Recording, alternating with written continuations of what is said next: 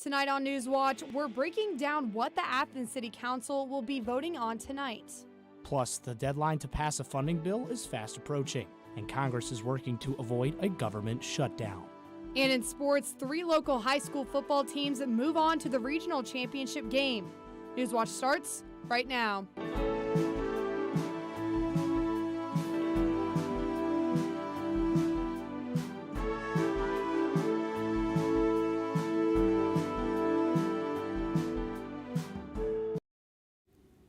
Good evening, I'm Ethan Sargent. And I'm Reese Thompson. Welcome to Newswatch.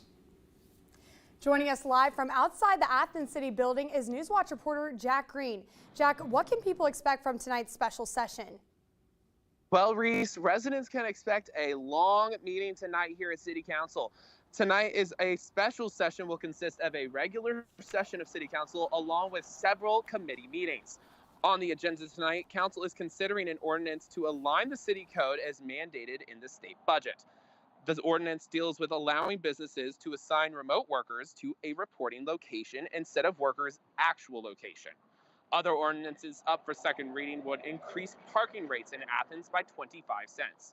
Along with parking fees, Council will also be reviewing the final plans for Phase 2 of the University Estates project. The plan would build roughly 25 new homes in the subdivision along with 2 new streets, Homestead and Broadmoor Court. These ordinances are just a snippet, of tonight's meeting. Council members also plan to meet in committee to talk about multiple issues, including what buildings the city will allow to apply for the Appalachian Community Grant Program. The city has until December 8th to finalize those grants. Reporting for Newswatch, I'm Jack Green, live at City Hall. Thanks, Jack. Nelsonville City Council is also meeting this evening where 3 ordinances are up for a second reading. They'll be discussing a potential 5% increase in sewer rates, the authorization of tax levies, and giving the city manager the authority to accept bids for the trash contract. City Council plans to end their meeting with an executive session to discuss personnel. Lead forecaster Emily Dietz joins me now. Emily, we had a really warm weekend, but today I had that nice little morning chill when I got out of bed and came into the newsroom. What can we expect throughout the rest of the week? For sure, yeah. I kind of enjoyed this warm weather a little bit, but I am definitely ready for the cold weather, especially getting into the heart of November. We're expecting a little bit of a warmer week, but we're going to take a turn this weekend, so be sure to stay tuned for my full forecast. We're going to really dive into that, but man, I don't know about you, but I'm really looking forward to some colder weather and even some snow. Yeah. But taking a look at what's going on outside right now in Athens, we're looking at 49 degrees, so things have significantly cooled down from about an hour ago where we were looking at temperatures about the mid-60s, but we are still seeing those absolutely gorgeous clear skies outside, and our humidity isn't very high too, where we're looking at a pretty dry fall day today with a little bit of a breeze going on, just really cooling a lot of things off. So what happened this weekend is we had this cold front push through Ohio, and that didn't really do too much to our temperature. There was only a little bit of a temperature difference behind this cold front pushing through. It really had a bigger effect on our overnight temperatures, where we saw those drop down into the lower 20s. So it was definitely a very, very chilly night last night. We had a low of 24 degrees, but throughout the day today, due to that high pressure and a lot of that sunshine, that really picked up. And right now we're looking at Lancaster about 63 degrees, Newark 63, Zanesville 61, and we're still expecting that temperature to continue to drop as we go overnight and as these clouds continue to stay away from us. So tonight down here in Athens, Ohio, we're expecting our overnight low to reach 30 degrees. So again, a very, very chilly night tonight with mostly clear skies. Now without that cloud coverage acting as a layer of insulation, we're going to see a lot of this daytime heating that we get from the sun that really warms the ground up just escape back out into space, which is why we have such a big difference between our daytime temperatures and our nighttime temperatures. But a quick look at tomorrow is we're looking at a high of 57 degrees, so very, very similar day to today with again those mostly sunny skies. Be sure to stay tuned for my full forecast. We're going to dive into this weekend and that chilly weather ahead of us. Back over to the desk. Thanks, Emily. The Ohio Narcotics Intelligence Center is alerting Ohioans to an increasing number of drug samples containing various unpredictable and potentially deadly drugs. Forensic and drug testing labs across Ohio have recorded at least 17 drug samples containing mixtures of illicit drugs this year. Between 2017 to 2021, 56% of drug poisoning deaths in Ohio involved illicit drug mixtures. The center reminds Ohioans to never take drugs that are not from a licensed healthcare provider, as it's impossible to tell if there's illicit drugs present by appearance alone. Habitat for Humanity of the Mid-Ohio Valley is celebrating the retirement of its former executive director, Alvin Phillips. The group gathered in Parkersburg yesterday to congratulate Phillips. As executive director, he oversaw the building of more than 100 homes with Habitat for Humanity. Robert Stewart began serving as the new executive director in July. This comes as a homeowner applicant meeting is planned for Wednesday at 5:30 p.m. in Beverly, Ohio at the fire station on 7th Street. You could call 304-422-7907 with the extension 302 to register. The Muskingum County Community Foundation's Distribution Committee is awarding $50,000 in capital improvement grants to 7 organizations. Among those organizations are Big Brothers Big Sisters of Zanesville, Foodworks Alliance, Muskingum County Library System, and others. This is just a part of the $1.5 million in awards the organization gives out every year. The Muskingum County Community Foundation just announced new scholarships today for minority college students. You can find those at mccf.org/scholarship-central. Next, what Congress needs to do by Friday in order to stop a government shutdown. And updates on the fighting in Gaza amid a hospital crisis. We are going to kick off this chilly weekend with a rainy Friday. Be sure to stay tuned to Newswatch to find out how this will impact you. I got a call from our imam. He said our mosque is on fire. We don't want any kind of a witch hunt. The fact that this was a mosque raised many red flags. And this, ladies and gentlemen, is a hate crime. Victoria is at a crossroad. You can no longer sit by and say, this isn't my community, because it is. Everybody says we're all in it together, but I don't think that's the case. Tonight at 9 on WOUB. It's a quest to save millions. Not 1 or 2, it's millions of lives. We need a transformational tool. Now, the inside story. It didn't work, it didn't work, and it didn't work. And then after many tweaks and changes, it did. A new vaccine that could change the world. Wow, this is real. The battle to beat malaria on Nova. Wednesday at 9 on WOUB. On Secrets of the Dead, recent discoveries in the Amazon. Some really beautiful works of art. This is a mysterious site. And new technology. These sites are typical of pre-Columbian occupation. Are rewriting our understanding of the world's largest rainforest. Hidden in the Amazon on Secrets of the Dead. Wednesday at 10 on WOUB.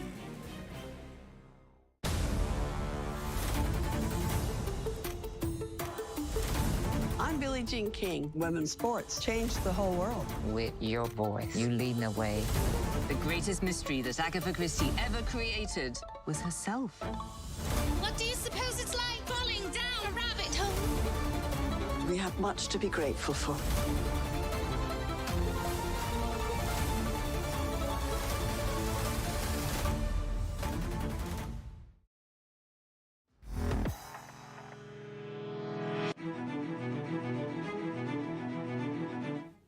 House lawmakers are working against the clock to avoid a government shutdown before Friday night's funding deadline. New House Speaker Mike Johnson unveiled his unconventional funding plan over the weekend. Mike Valerio breaks down its chances of getting passed before it's too late.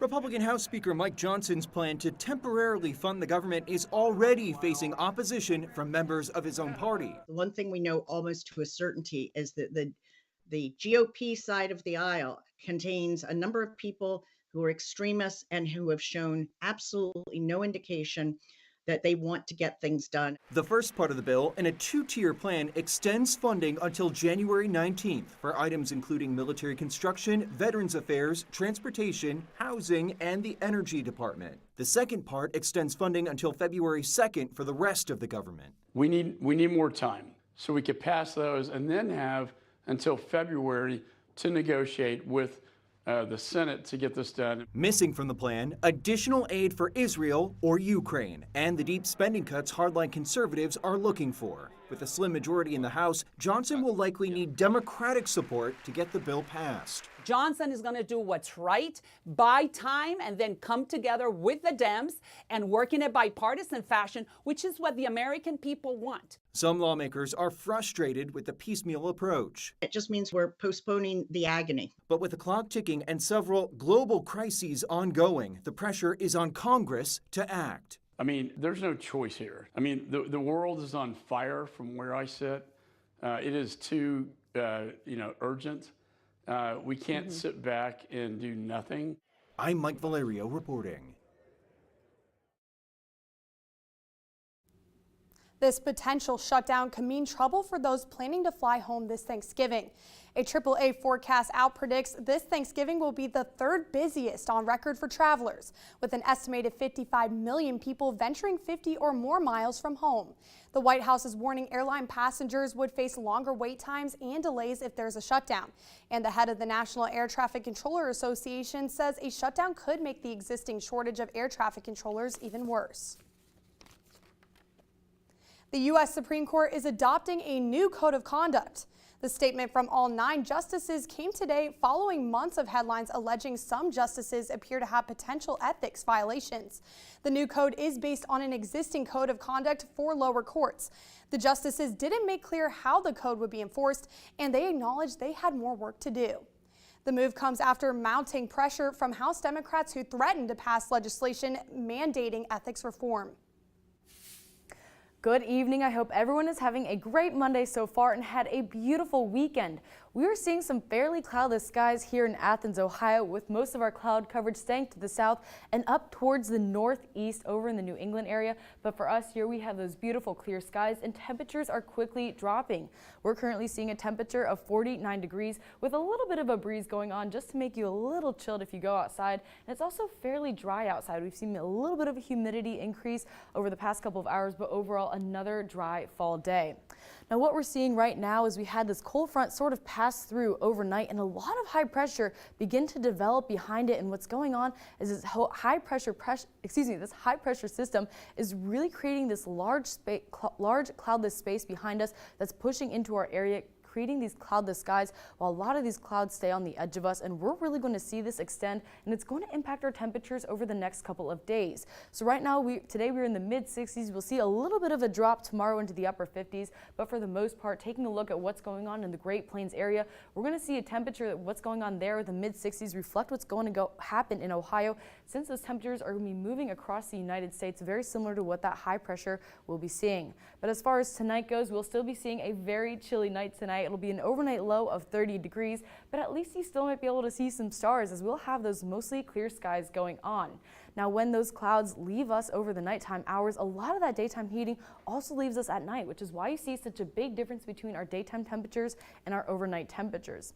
Now, tomorrow we'll see another high of 57 degrees, so slightly cooler than today, but overall still a nice warm fall day with, again, those mostly sunny skies as that high pressure continues to hang around. But again, that overnight low is going to drop into the upper 20s, so we are in the books for continuing chilly nights as we really dive more into these November fall temperatures. And here's a good look at where that high pressure will be hanging around. So it'll be moving from the west over towards the east towards us, and that's going to carry on into Wednesday as well. So this high pressure is really going to be creating a nice extensive area for us over here.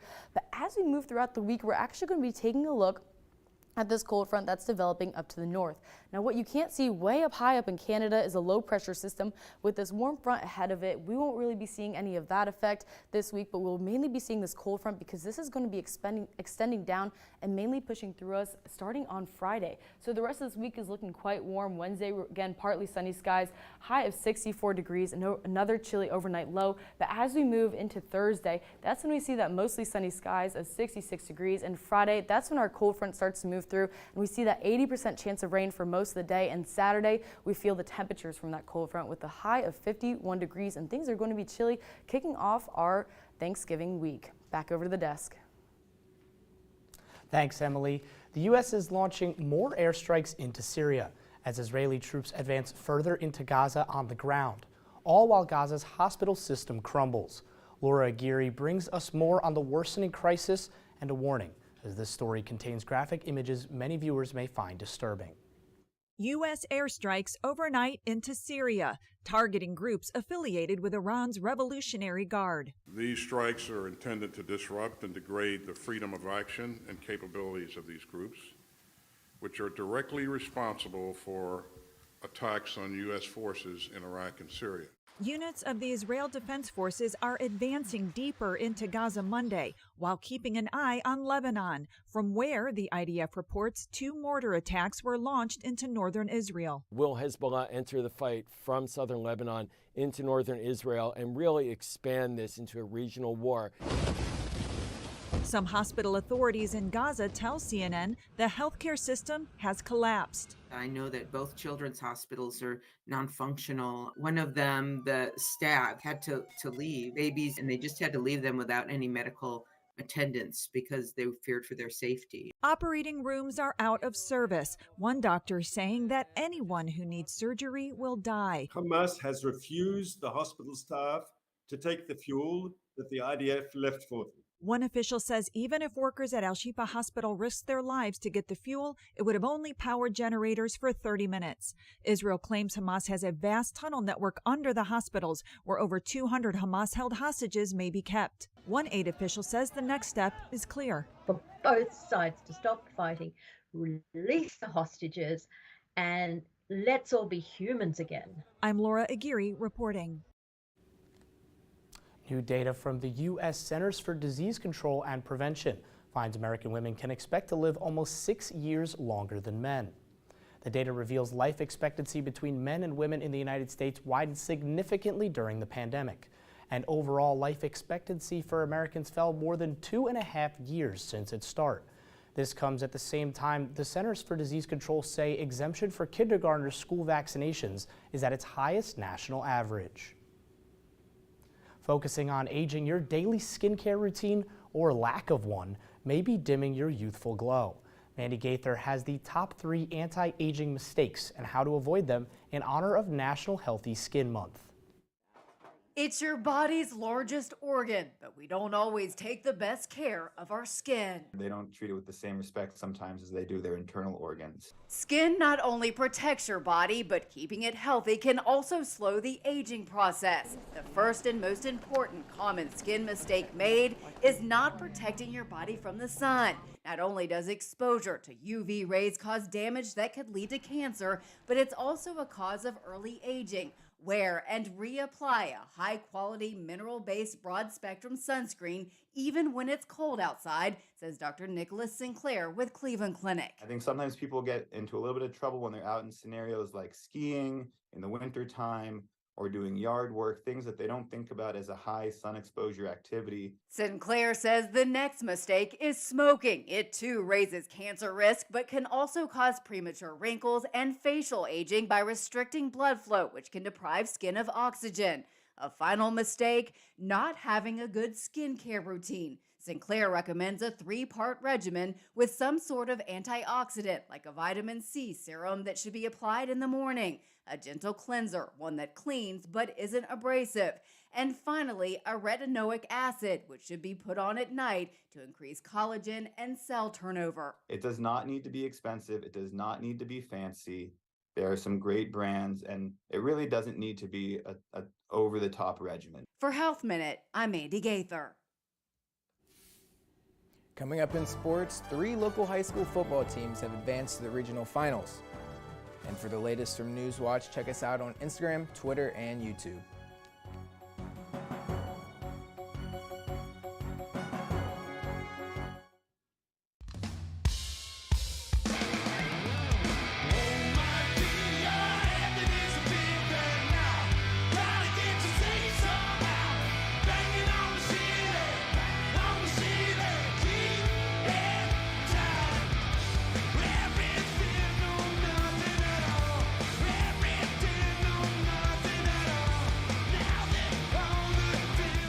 Saturday at 10 on WOUB. Hidden deep beneath the Cumberland Mountains in Grundy County, Tennessee, lies one of the world's most magical musical adventures, the Cavern Sessions. 3 million years in the making, Pure Acoustics offer music from the heart of the American experience, center stage and deep inside the mountain. This time welcoming Peter Rowan. It's deep down musical diversity at the Cavern Sessions. Friday at 11 on WOUB. This is making me emotional. On Finding Your Roots, Mario Lopez. Man, I'm just blessed to be born when I was. And Melissa Villaseñor. I'm Basque, baby. I want to shout it from the mountaintops. Ancestors who crossed the border. This is not what we think of Mexican immigration. It's kind of cool. Leaving family history behind. You ever think of yourself as an indigenous woman? I love that. Finding Your Roots. Tuesday at 8 on WOUB. Next time on Antiques Roadshow, Vintage Dallas Hour 1. Grab a drink. They called it Etruscan Majolica. It's called the shell and seaweed pattern. Choose a seat. I didn't know if it was ugly or beautiful, but I thought it was the most fascinating thing I'd ever seen. And take a swing at how the values of our Texas finds have fared over the last 15 years. If you could actually pull some of the original early photos out, you could triple the value. Oh, really? Easily. Tonight at 8 on WOUB.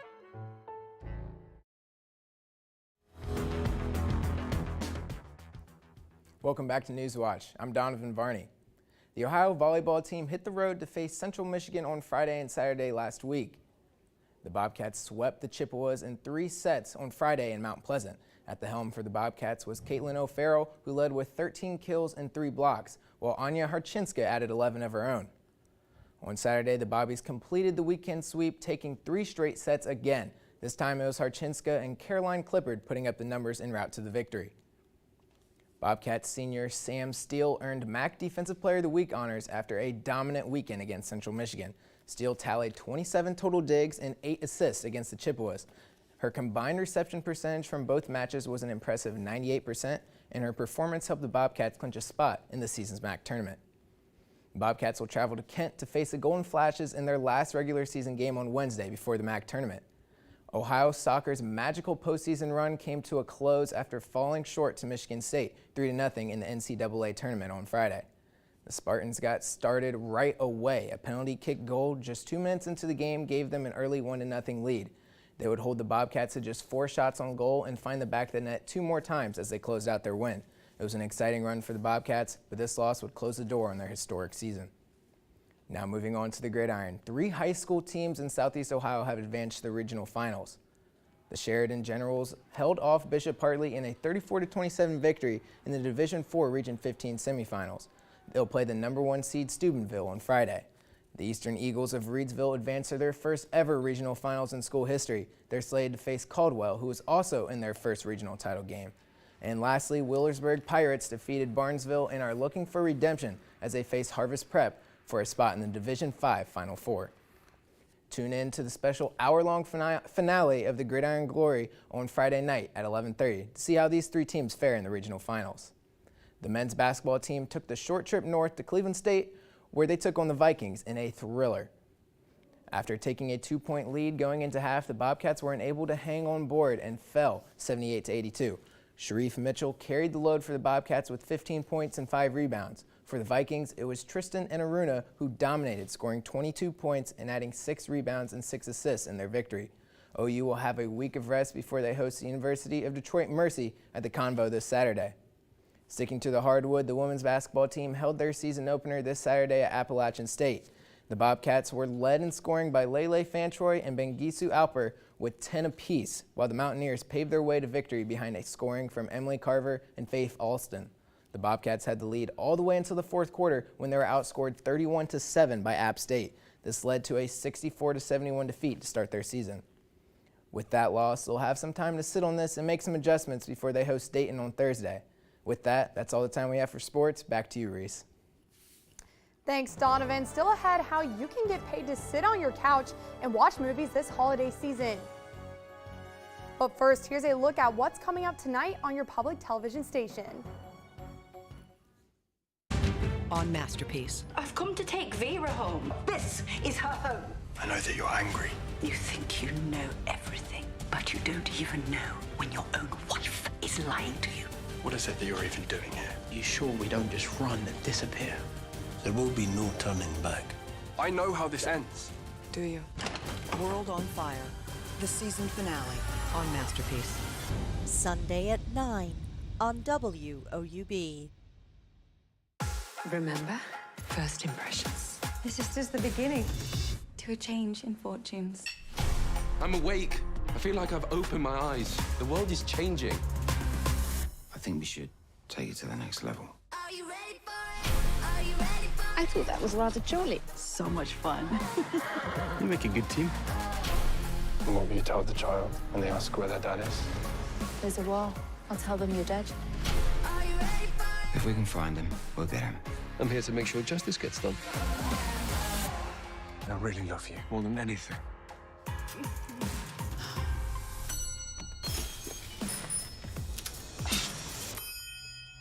It's really loud. Shall we? Fortune favors the bold. It feels more like the start of something than the end. On Masterpiece Mystery. Prometheus was asked to form mankind. It was a bit messy, but then so are we. Morgan, you okay? We're still searching the scene. The boat was owned by a retired DI. She was one of us. We've just lost a suspect. Guess she was protecting me. Maybe she always was. Annika, the season finale on Masterpiece Mystery. Sunday at 10 on WOUB.